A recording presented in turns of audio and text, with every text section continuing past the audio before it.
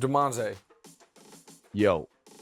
you know I rode one of those bird scooters to the Fox lot today. Again, 3:30 in the morning, wearing a full suit. That sounds like a vibe. Sounds like wearing a full suit is crazy. Those things go fast, bro. And and I don't feel comfortable riding them on the street. And so I'm driving it on the sidewalk, but the sidewalk is like uneven. And I almost I hit maybe a 2-inch, maybe a 3-inch bump in the sidewalk, like between one piece of sidewalk to the next. Oh, God. Oh, no, I didn't fall, but it was a close call, man. And you should see the Fox lot security guys when they see me roll up my bird scooter, full suit, backpack, just walking up to the security gate at 3:30 in the morning.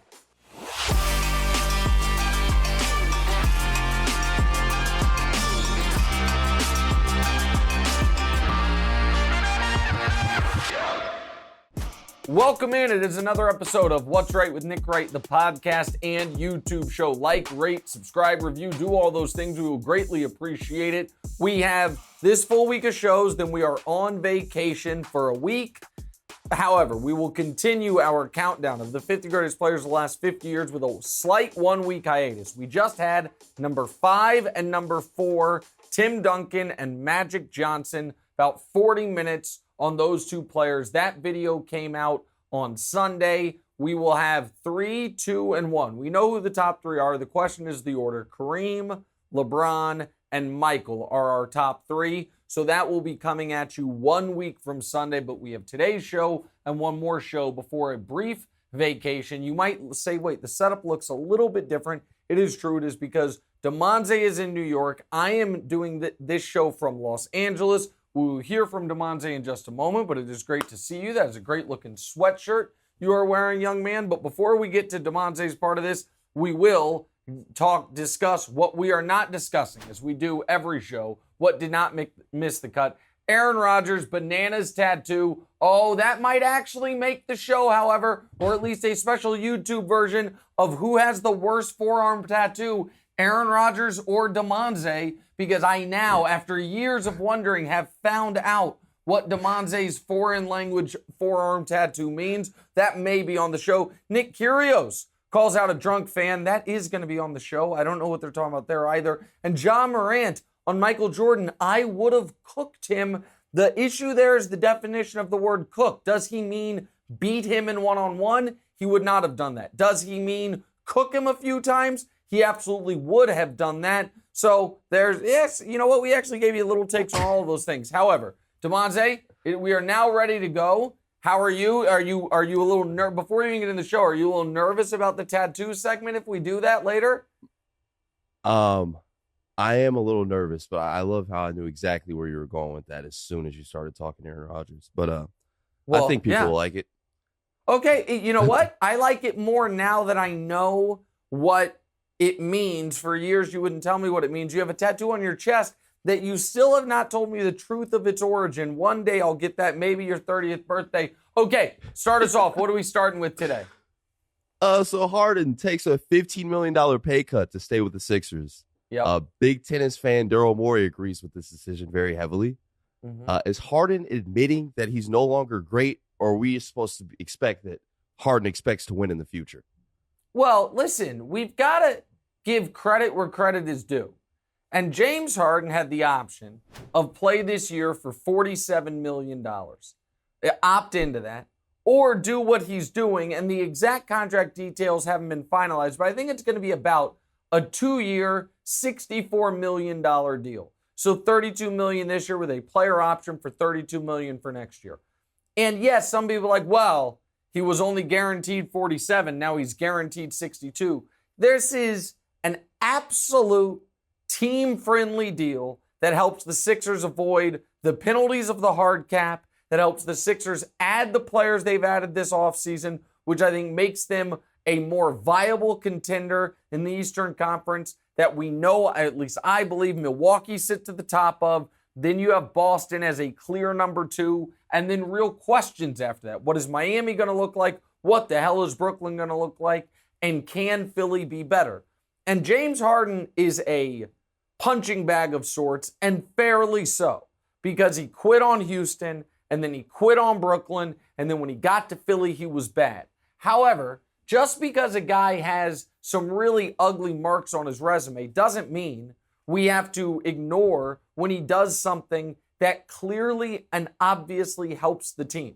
And him not it wouldn't have saved things for the Lakers, but what if Russell Westbrook had done something similar?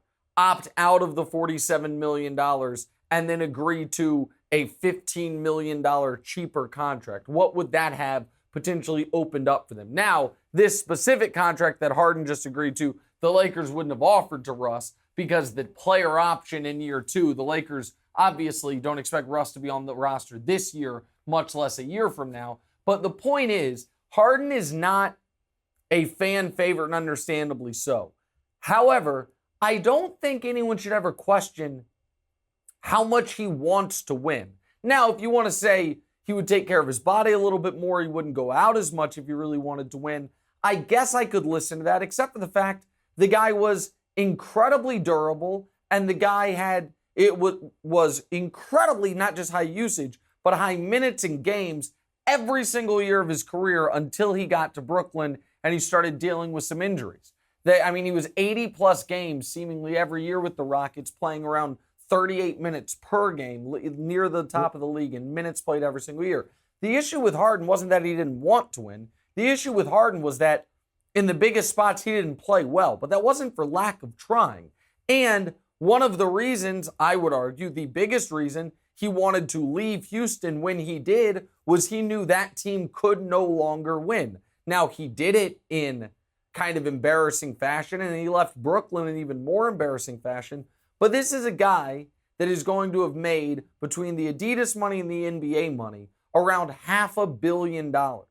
And so it shouldn't be shocking that he is going to set money aside to a degree, take $15 million less to try to help Philly have the best chance to win. That doesn't shock me. It is only shocking because it is so rare that it's done. But even though Harden is not a popular figure, there is no workaround to this is actually good for him because, no, it's only good for him in the context of it gives him a better chance to win a championship, which is what I think he truly wants to do, and I think what his goal is. So I'll give him credit for it. All right, what's next? 100%. Dame and Bill both signed huge extensions with their teams. Beal says that he thinks that the Wizards could win with him on the team, win a title. But Lillard says that fans need to rock or rep the front of the jerseys more than the back. I don't necessarily know what that means. Does he mean like, they need to worry more about the team instead of what the players are doing? Well, I think he's saying, guys, I know that's not the question, but. Yeah, no. I think he's saying guys need to be more, like players and such, need to be more concerned with, less concerned about themselves and more concerned about the team and the organization, which is, the team and the organization isn't always concerned about the players, but I understand what he's saying. But go ahead and ask the question. Word. Okay, so both players are getting grilled for staying with bad teams. Yeah. And honestly, it's kind of weird. I feel like they should get that Jordan, Kobe treatment for staying on their same teams, but what's the problem here with fans? It seems like the players can't really do anything right. Well, so here's the thing. They're obviously not Jordan, Kobe caliber players, and I know you're not saying that. But guys that, stayed with one team their entire career. Now, it should be noted, Kobe did demand a trade, and Jordan did eventually go play for the Wizards, but I understand what you're saying. The Reggie Miller arc of your team's never quite good enough, but you stay with the Pacers forever. I understand the point that you're making. And this is where I think, this is where we have to remind people Twitter is not real life. There are certain elements of NBA Twitter that no matter what a guy does, he is going to be criticized for. If Damian Lillard had asked out, people would say he's running from the challenge. He stays. They say, oh, he doesn't care about winning. Beal, to me, it was a no-brainer. Beal is not an all-time caliber player. He's a very good player, a very nice player, but not an all-time caliber player. They're offering him $250 million. He knows he can't be the best player on a championship team. In my opinion, he's like a clear step below, like real Hall of Fame caliber player. So the Beal thing is almost in a different category. Dame is unique and interesting because Dame is an all-time player. Dame's a top 75 all-time guy. He was one of the final cuts of my list of the 50 greatest last 50 years. And it's not only that he's never won a championship. He's never played in a finals. And here is my concern for Dame. So, Demonze, do this with me. I'm going to give you 4 names, and my guess is you are familiar with, in fact, I know you're familiar with all 4 of them. But they are guys of this most recent generation, the best players to never forget win a championship, the best players to never play in a finals. Steve Nash, Vince Carter, Tracy McGrady, Carmelo Anthony. You have vivid memories, and you can picture all of those guys at the peak of their powers, correct? Yeah, 100%. Okay, so here's why I mentioned that. I think we feel like, and Vince I think will be iconic forever because he's the greatest dunker ever and has so many great highlights. But I think we think that those guys have more staying power than they actually do, despite never making a finals. And here's the evidence of it. I'm going to give you 4 more names. They're the 4 best players to not make a finals in the era prior to the most recent one, okay? And aside from hearing me mention them on the top 50 list, the guys who made it, do you know anything about any of these people? Sidney Moncrief, Bernard King, Alex English, George Gervin. Do those 4 names mean anything to you? No. Bernard King is probably the only one in there. Bernard, and you don't even really know why it means something. You've just heard it. Like, but you can't picture, you can't visualize any of it. By the way, this isn't me roasting you for that. No, I get it. So here's my concern for Dame. I don't want Dame to be forgotten to history. And while I'm familiar with those 4 names I just mentioned, I think there's a lot of contemporary NBA fans that don't know shit about any of them except for maybe George Gervin because he had a sweet nickname, the Iceman, and he had this amazing move the finger roll. There is nothing to guarantee that Dame's name, echoes throughout history. And if he stays in Portland forever, and I don't know that they'll make another conference finals, much less an NBA finals. I think he's going to be in a rough spot. Like, I think Tracy McGrady, people don't think of it now, I think Tracy McGrady will be forgotten to history. I think Steve Nash has some historical relevance, partially because he was a white superstar and a white non-European superstar, partially because they played such a different brand of basketball than everybody else, 7 seconds or less. Vince will echo forever because of the dunking, even more so than Dominique did. Dominique's another guy, by the way, I could have added to that list, I guess, of guys who never made a finals, but he has the thing that Dominique has, which is the amazing highlight reel.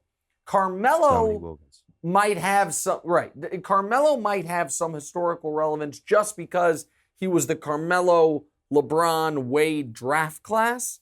But Carmelo can be not forgotten, but set aside similar to how Bernard King has been. Nobody cares about Alex English. I'm the only person that cares about Sidney Moncrief.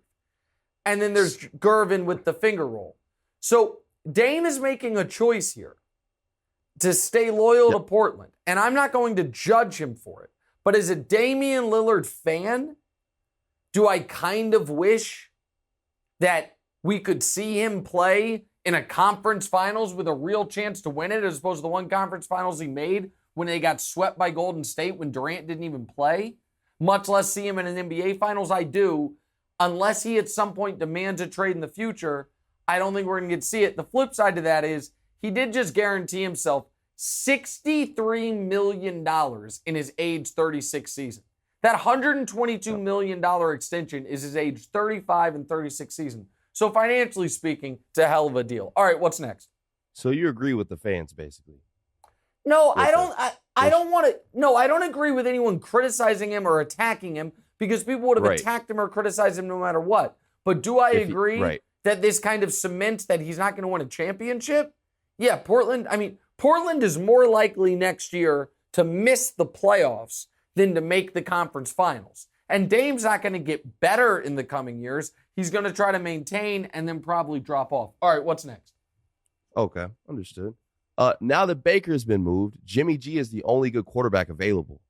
Jimmy's agent says that they want him to stay with the Bucs want him to be the heir apparent to Tom Brady. Mm-hmm. Is this even real? And do you think the Bucs mismanaged the Jimmy G situation over the summer? All right.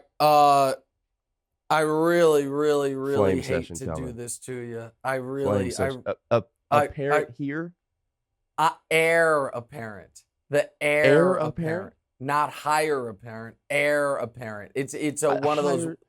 Yeah, listen, like you are my heir. Like if I die, you get my stuff. You know what I mean? You and your sisters are my heirs. The H is silent. Listen, I'm sorry. But I get it. You're like hire apparent. Like they want to hire him. They apparently want to hire him. I don't know. Listen, this is such as life. It happens. Want to hire him. I don't know. I don't know what you thought, but I mean, so this is. I mean, I am far more interested in that. Hey, but you know what? Let me tell you something. And there's a good piece of advice for everyone. My friend Dragonfly Jones is the one that made me aware of this, and he's right. You should not ever mock someone for mispronouncing a word because it almost always means they learned the word by reading it rather than by hearing it.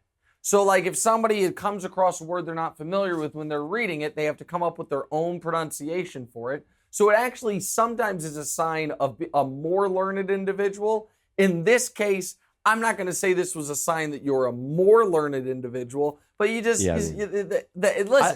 I could have just taken the easy route and typed it into the pronunciation thing into Google, but I just figured I had this 4-letter word figured out.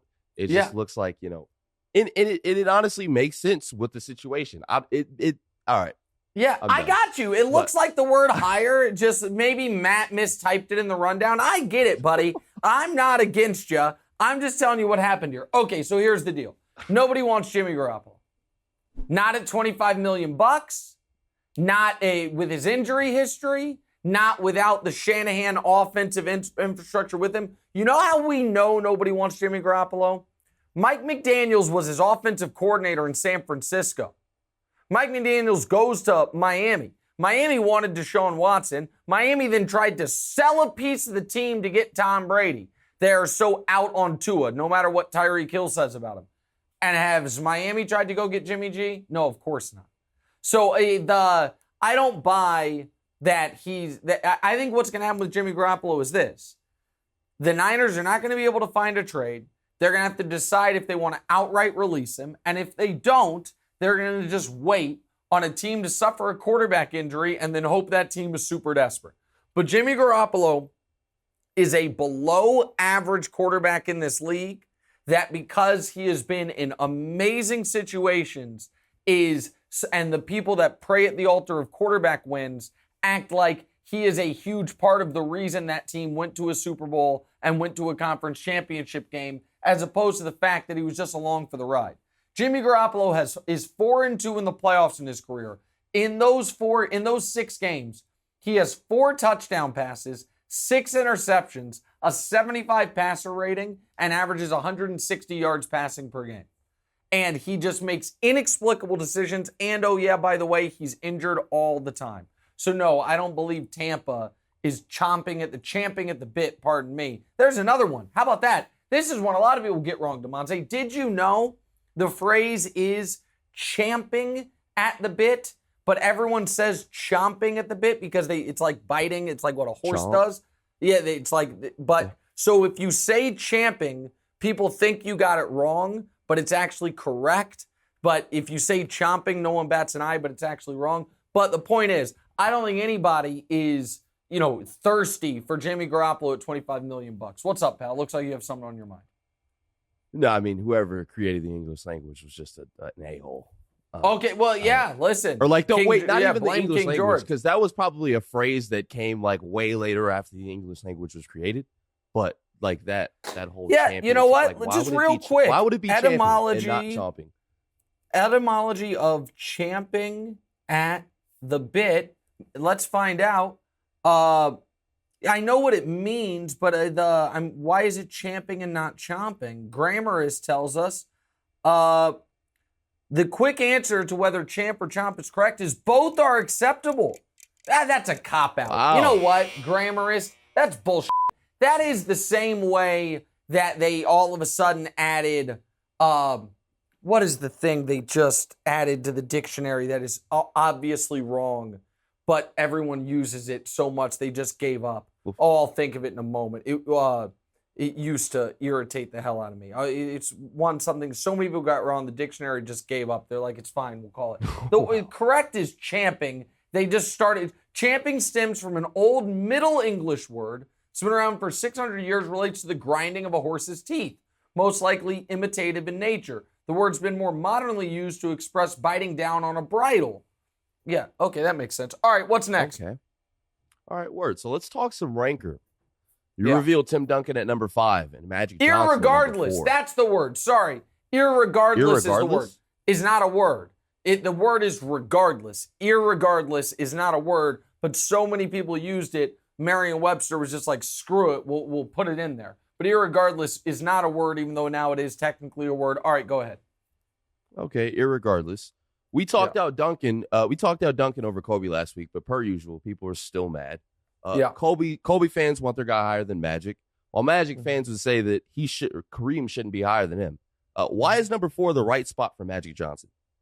Well, it's to me, there are a few spots on this list that are inarguable, and one is Magic Johnson at number 4.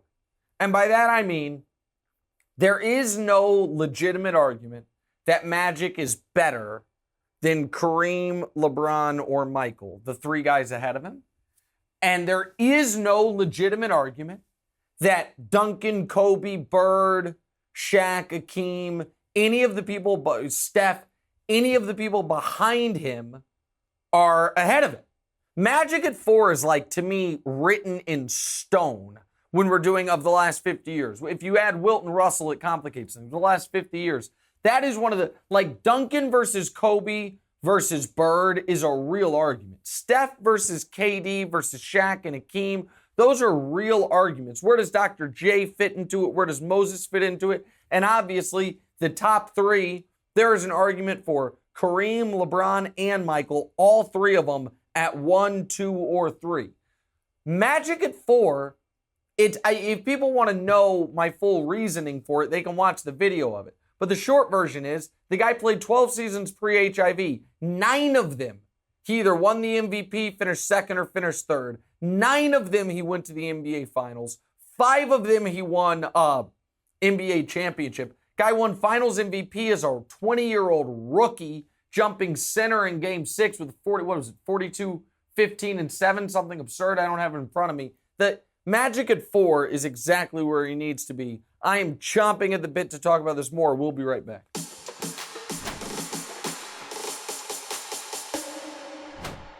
Welcome back in. What's Right with Nick Wright? Segment number 2. We play some games. We have some fun. If you were just listening before, if it made the podcast, we talk a little bit about bird scooters. Demonze, what are we starting with today? We're starting with a little bit of tennis. Let's get to Nick's tennis corner. Yeah. Yes, sir. So Djokovic beat Kyrgios in the Wimbledon final. Nadal had to drop out due to an injury, so sadly we missed the match of a lifetime. Yeah. But who is ahead in the GOAT discussion now? And what happens if Novak has to skip the U.S. Open and the Australian Open due to his vaccine status? Okay, first of all, I now understand why you didn't pronounce air correctly. Because you spent all your pronunciation, time, and energy on Nadal and Djokovic and Wimbledon and all of it, and you and Kyrgios, and you nailed it. I mean, you didn't call him Kyrgios. You nailed it. You got Djokovic exactly right. I am proud of you in that regard. Okay, I still think Rafa Nadal is the greatest tennis player ever. Djokovic, though, continues to make a strong case. Now, it was a shame that we didn't get to see Djokovic, Nadal in the final. Anyone that knows anything about tennis, even if you're rooting for Kyrgios, you knew mentally he wasn't going to be able to sustain in the final, and he wasn't. Demonze, in the final, he started screaming at his own coaches for not cheering hard enough for him. He was like, I'm up 40 love, and you sit down. You got to keep yelling throughout the point. You got to stand. He's on the court yelling at him while he's melting down. He tried to get a lady ejected because he said she was heckling him. He was yelling at the ump. Kyrgios just out of his mind. I like him a lot, but he's just out of his mind. I feel like some tennis players have like the potential to be some of the most snobby people ever. So he's not that, though. So he's not, you're right about that. But that's not him. He's just doesn't have a full good control of his emotions. But so Djokovic, once Nadal was out with the injury, we did miss it because poor Nadal is going for the first single season Grand Slam in 53 years, I think, since 69. I think it was Laver. I keep saying I think it was Laver, and I never look it up. Rod Laver, single What about how season. does Fritz feel right now? Fritz? Who's Fritz? Fritz, the guy that Nadal faced before he dropped out because of his injury. Oh, the match we watched, Mr. Fritz. Okay. Yeah. So that's what I wanted. Yeah, that he couldn't beat him even when he was hurt. That's tough. what I wanted to ask you about. So I made you and your wonderful girlfriend come upstairs to watch the 5th set of Nadal in the quarterfinals. Be honest, You're not going to hurt my feelings. And at one point you did fall asleep, but you have a bit of narcolepsy where you can just like fall asleep like that and then be right back up. Yeah. What you watched, was it or was it not compelling? It definitely, yes, it was much more interesting than I anticipated. And like I told my cousin, Fall May, it did up my tennis interest about 15-20%. It does, like, when you see like the strategy, cool they have to do, the different things you have to do, and trying to like the different shots. Because I saw you at one point, you went, "Ooh, he noticed he got that him. He like I knew he got him. He got him. It's good, man. Yeah. Oh yeah, U.S. Open, here we come. But here's the thing about the U.S. Open that's interesting. So Federer obviously isn't going to be playing. Federer's done essentially. He says he's going to play one more Wimbledon. We'll see. Djokovic won't get vaccinated. And theoretically, that means he can't play in the U.S. Open. I don't even know if he can come into the country. If Nadal's injury is so bad, the U.S. Open's around the corner. It starts in, 6 weeks? Less than that. Just about 6 weeks. I would imagine Nadal's going to be able to play. But if he's too injured to play, then all of a sudden it is wide open. And I don't know what the rule with Medvedev is, because are the Russians allowed to play in the U.S. Open? They weren't allowed to play in Wimbledon. I'm not certain what the U.S. Open's rule is going to be. But I hope Nadal gets to play. I wish we would have gotten to see Nadal Djokovic. We didn't. Credit to Djokovic for keeping his cool. Djokovic, who dropped the first set and then came storming back, handled it all well. And he handled it all gracefully. He's not my favorite, but I give him credit. He's a great champion. 21 majors now. And I think now he does have the most major finals of anyone ever, with 32 major finals, 21 and 11 in them. All right, that's enough for Nick's Tennis Corner until the U.S. Open. Maybe we can do this podcast live from Ash. That segment lasted longer than the Isner Mahut match in 2010. Oh, that's the match I told you about. Do you know that's the one I told you about that went like 9 hours? 9 hours? Whoa. Yeah. Were they in the different days, or was it 9 consecutive hours? Because from my knowledge and what I looked up, it said that tennis match lasted 3 to 6 days. It's 3 to 6 days. I can't really put my finger on it right now. Okay, I don't know that it lasted 3 to 6 days. Holy crap! What? Go ahead. It lasted 11 hours. The match took 11 hours and 5 minutes. Oh, but they did split it up over multiple days. That part's true. It was over 3 days. Okay, I thought you meant it took. Me thinking that my research was No. I thought you were saying. Okay, good job on the Isner Mahut point. I'm very proud of you for that. Is correct. That's the match I told you about, Thanks, which made him change the Wimbledon tiebreaker. Because when we were watching it, and I told you they'd change tiebreaker. Okay, that's enough tennis. All right, go ahead. What's next? It's time for Right or Wrong. Tyreek Hill claimed that the Dolphins posted the video of Tua underthrowing him intentionally. Said that they wanted to shock the league, make him seem like he was worse than he actually was. Right or wrong? Tyreek Hill is the teammate of the year. Oh, I think wrong, because the other thing Tyreek said about Tua was that this is his, a make or break year for his career. But I'm going to throw something else at you here. So Antonio Brown plays for the Steelers and is considered a little eccentric, but just a great player. Did the one live stream from the locker room. That's it. He then leaves the Steelers and in no particular order, freezes his feet in a cryogenic chamber because he doesn't wear the right shoes and has to miss training camp. Then tries to smuggle an illegal helmet onto the field that he had hand-painted himself.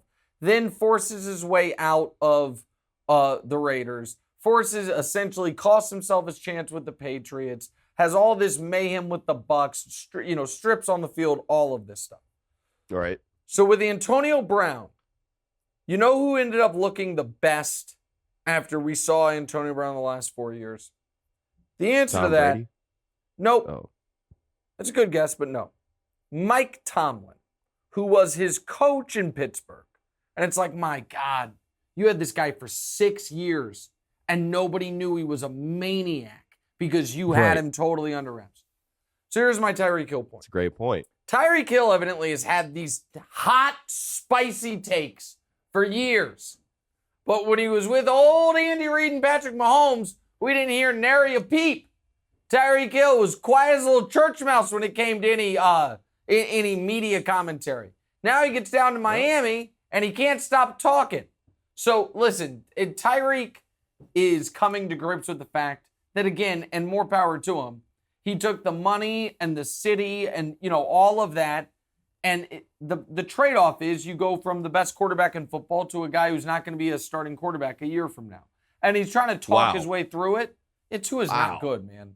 Tua is not good. Tyreek knows Tua is not good. The world knows Tua is not good. I like Tua. I sat and talked with Tua at the Super Bowl. I root for Tua.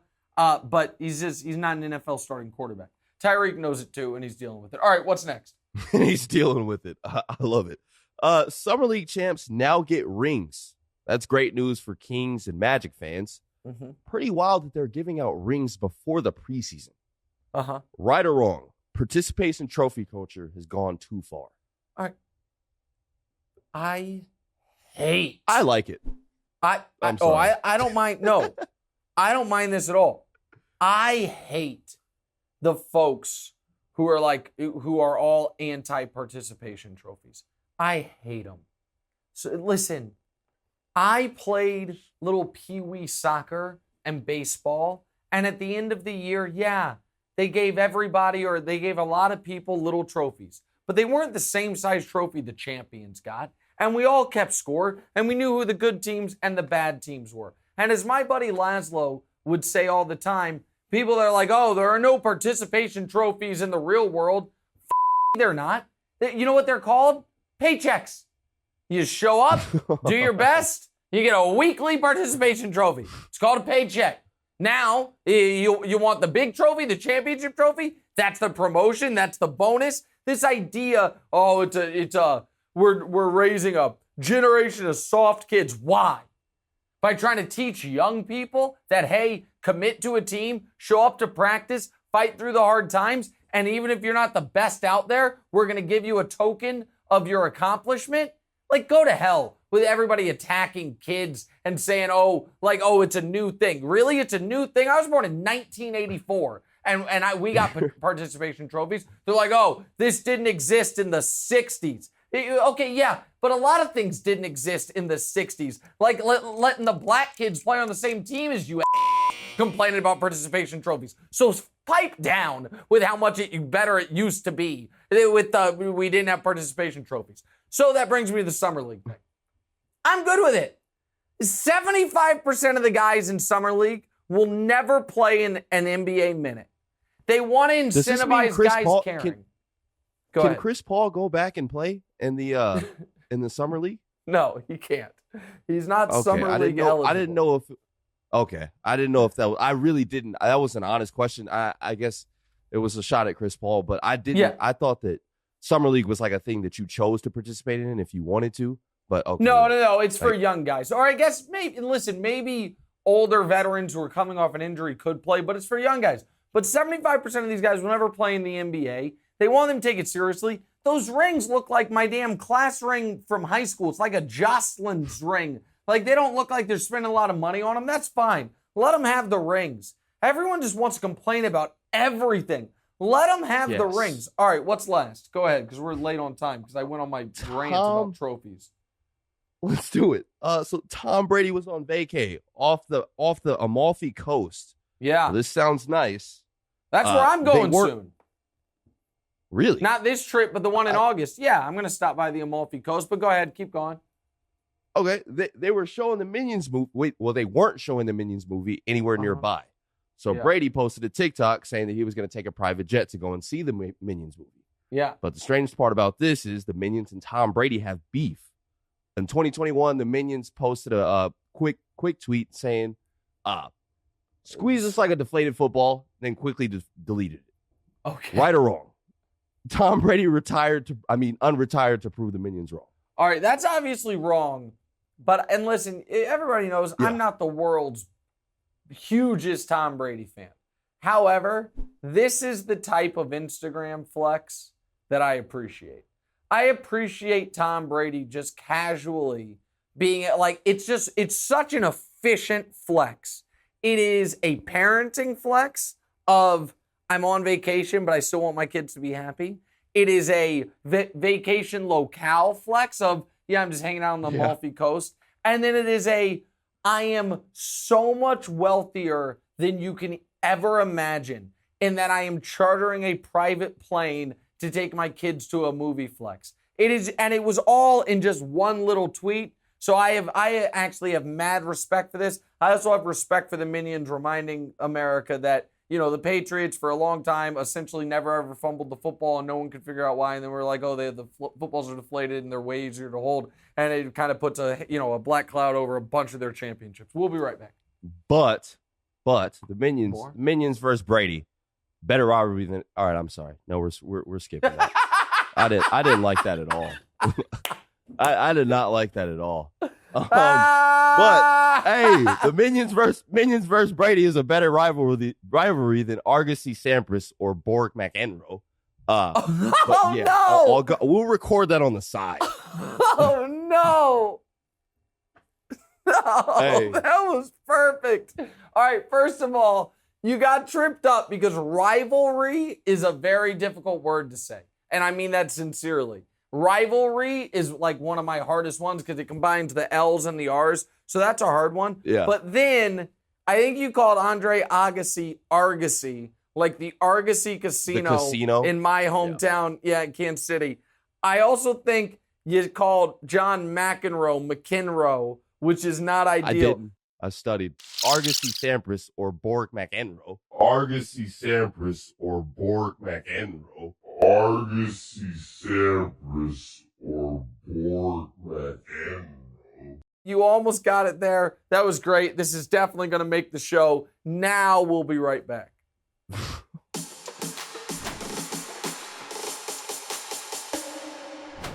All right, welcome back in What's Right with Nick Wright, final segment. Again, a reminder, we will have a show on Thursday, then we'll be off for a week, and then the following Sunday, so 13 days from today, we will be back with the player number 3, the third greatest player of the last 50 years in the NBA. Again, this top 3, we know who it is. You guys have known who the top 3 was going to be from the very beginning. If you know anything about basketball, it's obvious. The 3 greatest players, not only in the last 50 years, but ever, are Kareem, LeBron, and Michael. The question is the order. I have had so much fun researching this project. Number 3 comes out in 13 days from when we were recording, 12 days from when you guys are hearing this, a week from Sunday. But we will be off next week. We usually try to have some fun in this final segment of the show. However, there's a little bit of news trickling out, DeMonze, while we are recording. There was news from Nick Friedel on Kyrie Irving that he was just asked flatly, is Kyrie Irving, does it look like, is he going to be a Laker? And the answer was yes. It might just take some time. I saw that there was news this weekend the Lakers don't want to include a first-round pick. The Lakers are going to get Kyrie. The idea that anyone within the Lakers is going to be, I understand all the baggage that comes with Kyrie. but you're going to be able to get rid of Russell Westbrook. You're going to be able to bring in Kyrie Irving, and you're going to get Kyrie Irving for 12 cents on the dollar. So that's an obvious move. But the other move that's happening with the Nets right now is obviously an attempted Kevin Durant trade. And what's fascinating about that is his preferred destination is Phoenix. And there is news from Brian Windhorst that, do you want to give it or do you want me to give it? Brian Windhorst, while we've been talking, Brian Windhorst says that I'll give it. What's up? What are you laughing at me about? You said me give it or you give it? Yeah, exactly. Oh, yeah. And then you started laughing at me. No, I was just laughing because you said Kevin Durant wants to go to the Suns. Like that, honestly, it made me laugh a little bit. Why? But yeah, are you talking about DeAndre Ayton to the Pacers? Yeah, so exactly right. DeAndre Ayton, Brian Windhorst is reporting DeAndre Ayton, the Pacers are going to sign him to an offer sheet or execute a sign and trade very soon for DeAndre Ayton. So how does that impact Kevin Durant? Well, if DeAndre Ayton can't be included in a Kevin Durant trade, then the Suns flatly aren't going to have enough assets. They're not going to, first of all, they can't trade Devin Booker because Devin Booker and Ben Simmons can't be on the same team because of that designated player rule. However, they weren't going to trade Devin Booker anyway. Mikal Bridges and stuff is not going to be enough for the Brooklyn Nets. So I think that if DeAndre Ayton does, because DeAndre Ayton wasn't going to wait forever for this Durant thing to get done. So it's not shocking to me that DeAndre Ayton is now, the Pacers have been tied to him, for a while. This also is devastating for the Suns. And I don't think Ayton's a great player, but losing Ayton potentially for nothing, and if it is a sign-in trade, we'll see what they get back in the sign-in trade, obviously hurts them in the final year of Chris Paul's, window as a championship player. And by the way, that year might have been last year, but I can't imagine he has more than 1 year left if he has that. So it hurts the Suns, but it also eliminates another team that Durant could be traded to. So I'm going to keep saying what I've been saying all along. The Pelicans are the team that makes the most sense. They are the team that can send a young all-star to Brooklyn. They are the team that has all the picks in the world that they can trade.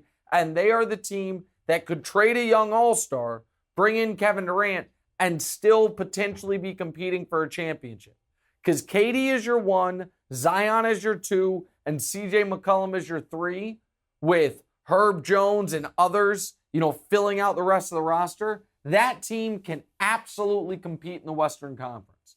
And I do like the idea of Durant coming to a team in the Western Conference, because I like the idea of us potentially getting Durant, LeBron in the playoffs on fair terms, which we've only ever gotten once in the 2012 finals. And I do like the idea of getting Durant versus Steph in the playoffs at some point, which obviously the last time we got was 2016. In fact, the only time we got it was 2016. And then Durant joined Steph, and since then they've never played in the playoffs, obviously. So I hope Durant ends up with the Pelicans. I always thought the Suns were going to be a hard trade to make. It's an impossible trade if by the time you see or hear this, DeAndre Ayton is on the Indiana Pacers. That is today's show. We'll be back on Thursday before we take a quick vacation.